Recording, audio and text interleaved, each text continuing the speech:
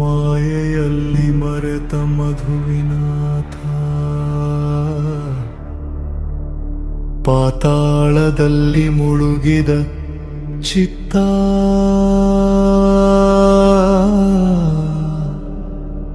ಶಿವನ ಗರ್ಜನೆ ಕೇಳಿದ ಕ್ಷಣವೇ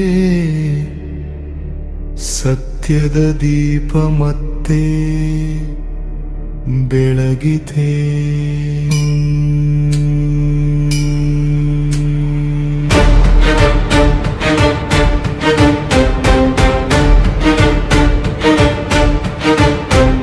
ಕ್ಷೀರಸಾಗರ ಮಥನದ ಬಳಿಕ ಅಸುರರ ಹಾದಿ ಹಿಡಿದ ಹರಿಯು, ಪಾತಾಳ ಲೋಕದ ಗರ್ಭದಲ್ಲಿ ಅವತರಿಸಿದನು ಯುದ್ಧದ ಹೊತ್ತಿನಲ್ಲಿ. ಅಲ್ಲಿ ಕಂಡನು ಸುಂದರ ರೂಪ, ಅಪ್ಸರೆಯ ನೋಟದ ಮೋಹದ ಸ್ವರೂಪ. ಮಾಯೆಯ ಜಾಲದಲ್ಲಿ ಸಿಕ್ಕಿ ಹಾಕಿ ತನ್ನದೇ ಸ್ವರೂಪವನ್ನು ಮರೆತಿಹನು. ವೈಕುಂಠದ ರಾಜನಾದವನು ಭೂಲೋಕದ ಗೃಹಸ್ಥನಾದನು.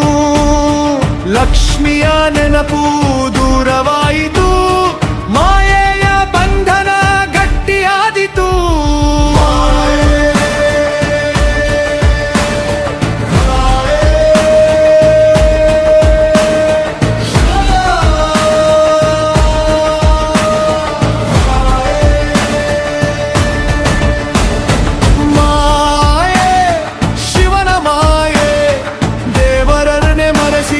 ಮಹಾಮಾಯೆ ಹರಿಯು ಸಿಕ್ಕಿ ಬಿದ್ದಗಾನ ನೆರಳಲ್ಲಿ, ಜಗವು ನಡುಗಿತು ಅವನ ಕಥೆ ನೋಡಿ.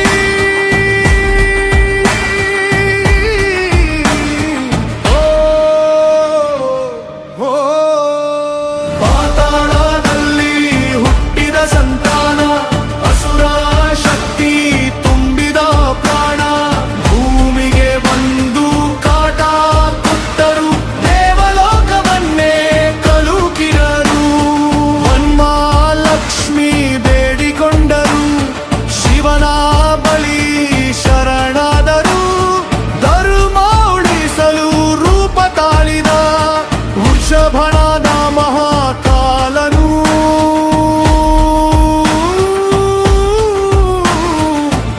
ಗಡಿದ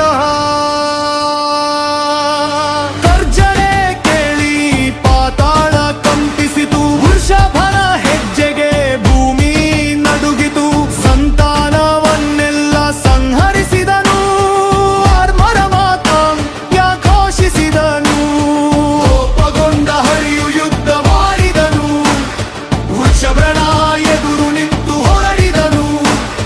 ಪ್ರಹಾರ ಬಿದ್ದಾಗ ಸತ್ಯ ಕಾಣಿತು, ಮಾಯೆಯ ಕವಚವೇ ಒಡೆದು ಹೋಯಿತು. ಶಿವನೇ ನೀನು ಎಂದು ಅರಿತು, ಶರಣಾಗಿ ನಿಂತನು ಭಕ್ತಿಯಿಂದ. ತನ್ನದೇ ಸ್ವರೂಪವನ್ನು ಮರುಕಂಡನು, ವೈಕುಂಠಕ್ಕೆ ಹಿಂತಿರುಗಿದನು. ಗಂಧೂ